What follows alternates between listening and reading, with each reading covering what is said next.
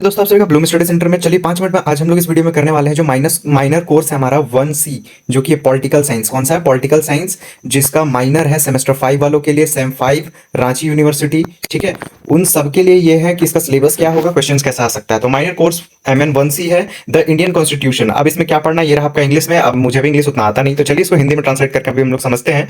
तो पाठ्य सामग्री क्या है? नंबर 1, भारतीय संविधान का निर्माण। ठीक है, पहला टॉपिक में क्या पढ़ना है? भारतीय संविधान का निर्माण। दूसरा में क्या पढ़ना है? भारतीय संविधान का दर्शन। तीसरा में पढ़ना है मौलिक अधिकार और मौलिक कर्तव्य। बहुत ही इजी टॉपिक दिया गया है। ओके, नेक्स्ट है राज्य के नीति निदेशक सिद्धांत, और पांचवा है संघ सरकार, विधायिका, कार्यपालिका और न्यायपालिका। क्वेश्चन देखते हैं कैसा रहेगा। तो पहला है भारतीय संविधान का निर्माण। इससे क्वेश्चन कैसे कैसे बन सकता है, तो इससे रिलेटेड क्वेश्चन रहेंगे, इसको आप अच्छे से पढ़ लेंगे। मैं ये नहीं बोल रहा हूं कि सारा क्वेश्चन यही आएगा, बट इस टाइप का क्वेश्चन आप पढ़ लेंगे। भारतीय संविधान के मूल दर्शन को निर्धारित करने में विधानसभा की भूमिका का मूल्यांकन करें।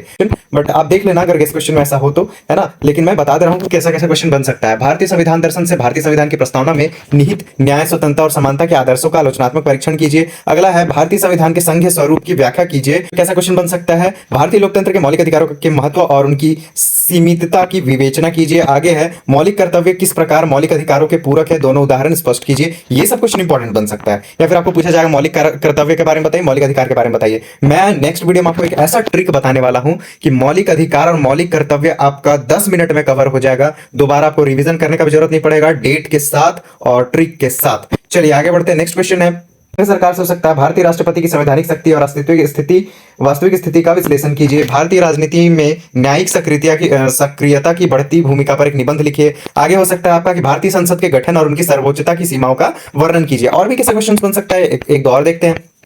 संविधान सभा में विभिन्न वर्गों के प्रतिनिधित्व और संविधान निर्माण पर उनके विचारों के प्रभाव का विस्तृत वर्णन कीजिए। ये इंपॉर्टेंट है।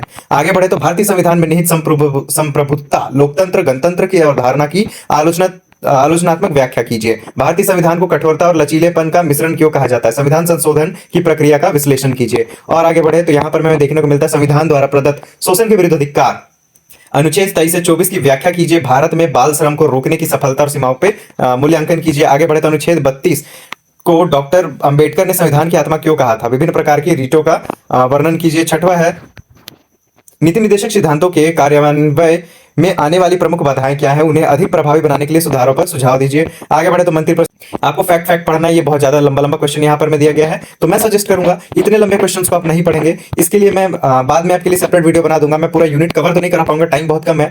तो अगर आप कहें तो मैं इसका मौलिक अधिकार का वीडियो बहुत अच्छे से बना सकता हूं, और भारतीय संविधान का निर्माण बहुत ही बेसिक से, ताकि आपको लॉन्ग क्वेश्चन में लिखने में प्रॉब्लम ना हो। तो अगर आपको वीडियो पसंद आया हो, सिलेबस समझ में आया हो, तो जल्दी से हमारे चैनल को सब्सक्राइब कर लीजिए और अपने दोस्तों के पास भी शेयर कीजिए, ताकि अगर व्यूज नहीं मिलेंगे तो फिर मैं वीडियो की कैसे बनाऊं, है ना, ताकि लोगों तक रीच जाए, तब तो मैं आगे वीडियो बना पाऊंगा।